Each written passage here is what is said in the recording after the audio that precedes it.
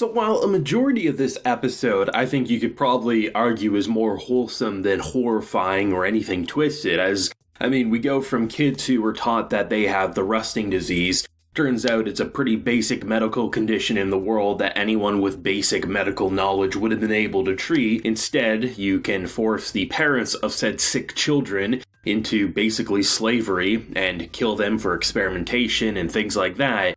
And in return, you ultimately get Milo and Bisco kind of save them, show them the way to fight for themselves and actually save their lives. So overall, that actually turns out to be a pretty wholesome ending for that part of the episode. But I ain't gonna lie, the situation with the sister paw was without a doubt some of the most twisted reveals I've seen in a little while, because I really wasn't expecting it, because this world is messed up. There's no arguing that fact. So anyone outside of the governor's walls, I'm willing to believe, are pretty much just gonna get killed. You establish them by basically going up against this giant spider. So it's not like they were up there and it felt like, oh, they're up to something bad. Like, it kind of just felt like it was an elderly couple trying to hold on to the past, even though the past is never going to come home. I thought it was going to be one of those situations like, the daughter and the son or something like that. They never came home, so they're building them a children's playground, all these different things. Like, I thought it was going to be something sad in that way, or maybe just it would be a nice couple. And then when you see what they were actually doing to people who pass by, poisoning the drinks and basically making living statues out of them, and then just seeing the rotting corpses. Jesus Christ, I was not expecting that. But I love how she just so casually is like, I would never drink something that I'm not fully convinced isn't poison, and then just kick some ass and take some names, as then they seemingly self-destruct in the process. For such a small portion of the episode, less than a fourth of the episode, that was without a doubt my favorite point of episode 5. There's something just so sinister about that, to see like what this world can do to people, where you have children who have a basic disease, but that can be manipulated into making them believe they have the rusting because they have no one else to say otherwise. And are you really going to take the advice of strangers? It's just something that's easy to see how they got to that way. Just seeing just the hopefulness, but also the depressing side of everything, as they so casually revealed that Jabi, instead of being in bed, resting, kind of regaining his strength, he was trying to invade the governor's kind of forces there, and instead of being scared that he got caught, he put a smile on his face. Like, you have to love how unexpected this show is, while still having one of the best soundtracks of the season, because anyone who's trying to argue to me that when my boy was firing off arrows and they had that riff, that OST playing as he was shooting down some floating creatures, that shit was awesome. And if you're saying otherwise, our taste in music is just too different. I can't talk with you, I'm sorry. But this was a really good episode for characterization. I love seeing what the kids had to offer, because anytime you have a situation where people who should be playing as kids, playing on the playground, not worrying about the future, holding automatic machine guns and running turrets and basically kidnapping people for money, what led them to have that lifestyle, and where are the parents? And to get that information of what truly went down, as you kind of have a mix and match of personalities. You have seemingly like the leader of the kids, who pretty much lost his father, who was the best fisherman. That's why he keeps the throwing spears up there, because the harpoons, that is, because he doesn't want them to rust. As you have someone like Bisco, who just is kind of like a bit of a troll, but also is like, clearly trying to help in his own way. Like the idea that he didn't immediately accept the map of the train station because, he's a prisoner. You probably shouldn't be treating me like this. But also, I love the kind of like casual reveals that he can't read kanji and things like that. So he actually has to have like that kid, basically for every arrow that he shoots down from one of these creatures, in return, he would tell him a train station name, which I absolutely love. But then Milo, and you start off with like this girl who's pretty much like, you can tell like kind of has a crush on him. But then also just the idea that, immediately he sees something that is so easy to diagnose, and the fact that they believed it was rusting. Like, immediately you knew it wasn't, and if it was, there was gotta be some crazy plot twist about why it looks like shells, right?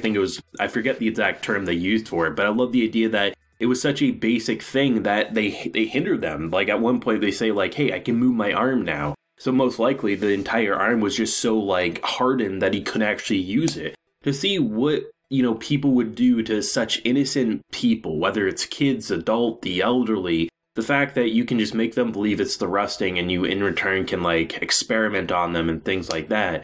Because we know not all the Mushroom Keepers are good. We have had that established either last week or the week before, either episodes 3 or 4, one of those two, I think, where it's established that not everyone does the right thing.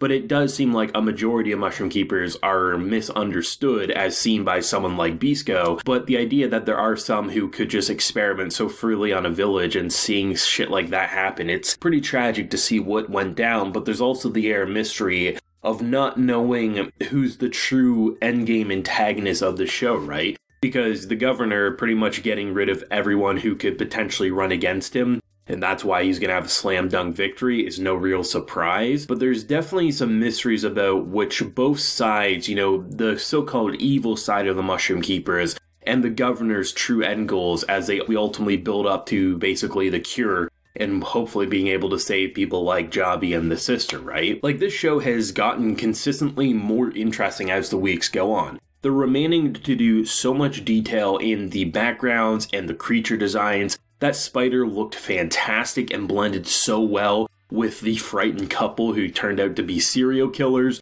You have the architecture and just like the situations where like they never reuse the same thing, right? We've had hippos, we've had crabs, giant turtles that turn out to be giant crabs, we have these floating blowfish, all these different creatures make this world feel so complex. And I think often when you have a story like this, you know, you start off in the town and you're going deeper into the wild, you only have a handful of things you'll fight, maybe a different tribe, maybe a creature of some sort. But in 5 episodes, we've seen more variety in set design, in creature design, in fight styles, than honestly a lot of shows that run for even more than 12 episodes with a similar premise in terms of adventure apocalyptic nature. And that's why I love this show. It remains to be entertaining, it remains to be batshit crazy, but it remains to be well thought out. I still have yet to see anything on this show that feels like ultimately it's just there to be wacky. Besides maybe the bunny heads, I think maybe that's the one thing that you could argue they could have had any other design other than that.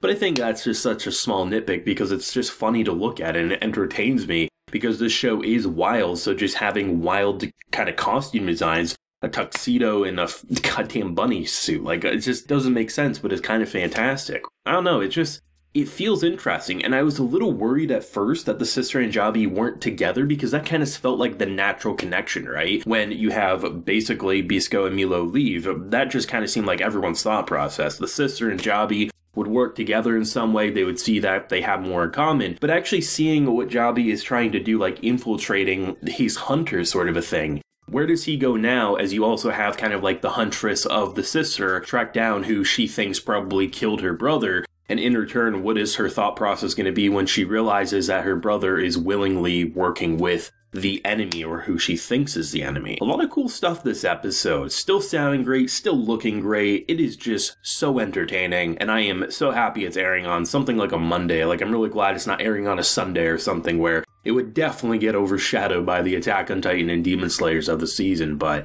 thoughts and feelings, theories, if you have any, because there's definitely some things to think about, especially with the casual reveals of what's going on in this sick and twisted world. But feelings, if you have any, leave a like if you enjoyed, and subscribe if you're new around here. So until next time, everyone, please take care and have a good one.